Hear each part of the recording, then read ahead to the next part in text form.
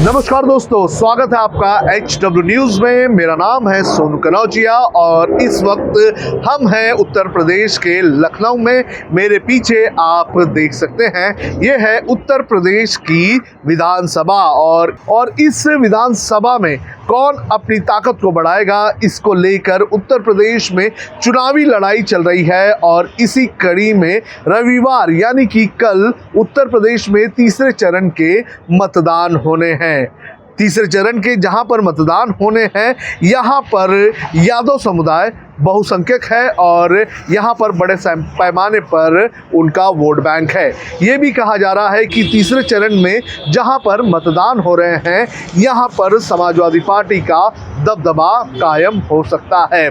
16 जिलों की लगभग 59 सीटों पर मतदान होने वाले हैं और इन 59 सीटों की अगर बात करें तो ये कहा जा रहा है कि 30 से ज़्यादा सीटें समाजवादी पार्टी के पास जा सकती हैं। लेकिन पिछले यानी कि 2017 के विधानसभा चुनाव की अगर बात करें तो विधानसभा चुनाव में पिछले बार भारतीय जनता पार्टी को इस 59 सीटों में से 49 सीटें भारतीय जनता पार्टी के खाते में गई थी और 9 सीटें गई थी समाजवादी पार्टी के पास। कांग्रेस के हाथ में 1 सीट गई थी और बसपा को यहां से खाली हाथ ही रहना पड़ा था। लेकिन कल जब मतदान होने हैं, ये मतदान काफ़ी महत्वपूर्ण है, क्योंकि कल जब मतदान होंगे तो पूर्व मुख्यमंत्री अखिलेश यादव, शिवपाल यादव की भी किस्मत ईवीएम बॉक्स में कैद हो जाएगी। सबसे पहले मैं आपको बताता हूं कि वो 16 डिस्ट्रिक्ट कौन सी हैं जहां पर कल मतदान होने जा रहे हैं। जिन जिलों में मतदान होंगे उसके अंदर हाथरस, फिरोजाबाद, एटा, कासगंज, मैनपुरी, फर्रुखाबाद, कन्नौज, इटावा, औरैया, कानपुर देहात, कानपुर नगर, जालौन, झांसी, ललितपुर, हमीरपुर और महोबा शामिल है। आपको बता दें कि मैनपुरी की करहल सीट से अखिलेश यादव मैदान में हैं। अब मैं आपको बताता हूं कि कल जहां पर ये मतदान होने वाले हैं उसमें कांटे की टक्कर कहां है और कौन कौन से दिग्गज नेता मैदान में हैं। सबसे पहले बात करेंगे समाजवादी पार्टी के मुखिया अखिलेश यादव की।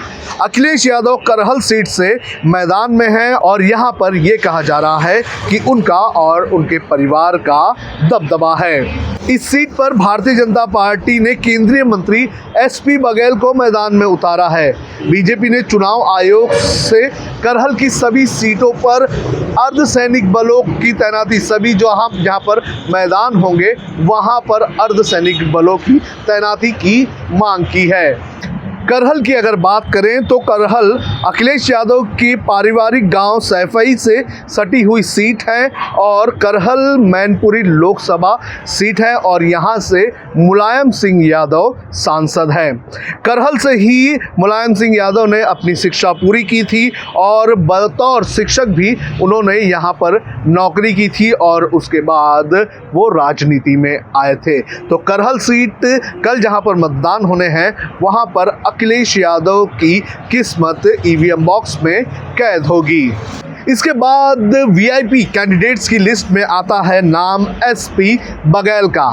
SP बघेल जो केंद्रीय मंत्री हैं और इन्हें भारतीय जनता पार्टी ने अखिलेश यादव के खिलाफ मैदान में उतारा है। SP बघेल की अगर बात करें तो SP बघेल अभी भारतीय जनता पार्टी में हैं, लेकिन इसके पहले वो समाजवादी पार्टी और भाजपा में थे, यानी कि बहुजन समाज पार्टी में भी ये रह चुके हैं। तो इनके पास 3 अलग अलग पार्टियों का अनुभव है। जानकारों का ये कहना है कि भारतीय जनता पार्टी ने बघेल को इस सीट से मैदान में उतार कर यहाँ पर जातीय और जो सामाजिक जो समीकरण है उसे कहीं बदलने का काम किया है। इंटरेस्टिंग ये होगा कि कितना प्रभाव SP बघेल यहाँ पर डाल सकते हैं। VIP कैंडिडेट्स की लिस्ट में अगला नाम आता है शिवपाल यादव का।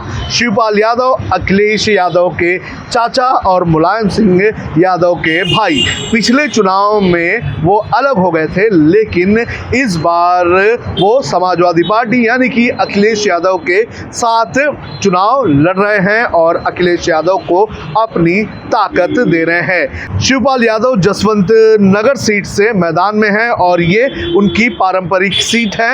यहाँ से वो हर बार मैदान में उतरते हैं और बड़ी ही आसानी से जीत हासिल कर लेते हैं। यहाँ पर काफ़ी लंबे समय से समाजवादी पार्टी का परचम रहा है। सिर्फ 1980 में यहाँ पर कांग्रेस को जीत हासिल हुई थी और 1996 से लगातार शिवपाल यादव यहाँ से चुनाव जीतते आ रहे हैं। शिवपाल यादव के खिलाफ भारतीय जनता पार्टी ने विवेक शाक्य को मैदान में उतारा है।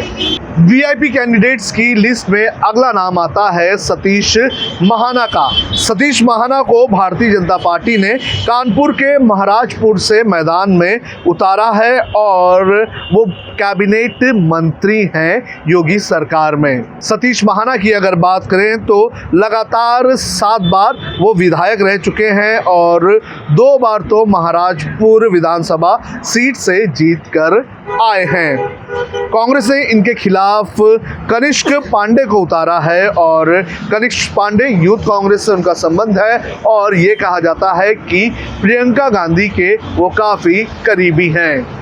वहीं समाजवादी पार्टी की अगर बात करें तो समाजवादी पार्टी ने यहाँ पर सतीश महाना के मुकाबले में उतारा है फतेह बहादुर गिल को और बसपा ने यहाँ पर ओबीसी कार्ड खेलने का काम किया है। बसपा की तरफ से सुरेंद्र पाल यहाँ पर मैदान में हैं। तीसरे चरण के इस मतदान में जो आखिरी वीआईपी नाम सामने आ रहा है वो नाम है असीम अरुण का। असीम अरुण जो कि पूर्व आईपीएस ऑफिसर हैं और चुनाव से ऐन पहले उन्होंने वीआरएस ले लिया और बीजेपी ने उन्हें टिकट दे दी। असीम अरुण की बात करें तो पूर्व पुलिस अधिकारी के साथ साथ दलित समुदाय भी आते हैं, तो इस तरह से भारतीय जनता पार्टी ने ये कोशिश की है कि असीम अरुण के ज़रिए वो दलित समुदाय को यहाँ पर लुभाने में कामयाब हो जाएं। असीम अरुण की अगर बात करें तो चुनाव से पहले यहाँ के कारोबारियों पर भ्रष्टाचार से जुड़ी छापेमारी के बीच एक पुलिस अधिकारी को मैदान में उतार कर बीजेपी ने दलित से जुड़ी हुई अपनी राजनीति को नई दिशा देने की कोशिश की है। वहीं असीम अरुण की अगर बात करें तो इनका मुकाबला समाजवादी पार्टी से 3 बार के सांसद रहे अनिल दोहरे से हैं। अब देखना ये ज़रूरी है कि असीम अरुण को कितनी कामयाबी मिलती है। तो कल जो 59 सीटों पर मतदान होने हैं उसमें मैंने आपको बताया कि किस तरह से वीआईपी कैंडिडेट्स की किस्मत ईवीएम बॉक्स में कैद होगी। हालांकि ये कहा जाता है कि कल जहां पर मतदान होने जा रहे हैं ये यादवों का गढ़ है और यादवों के गढ़ में समाजवादी पार्टी को फ़ायदा हो सकता है। लेकिन 2017 के चुनाव को हमें भूलना नहीं चाहिए, क्योंकि 2017 के चुनाव में भारतीय जनता ने यहाँ पर 39 सीटों पर जीत हासिल की थी।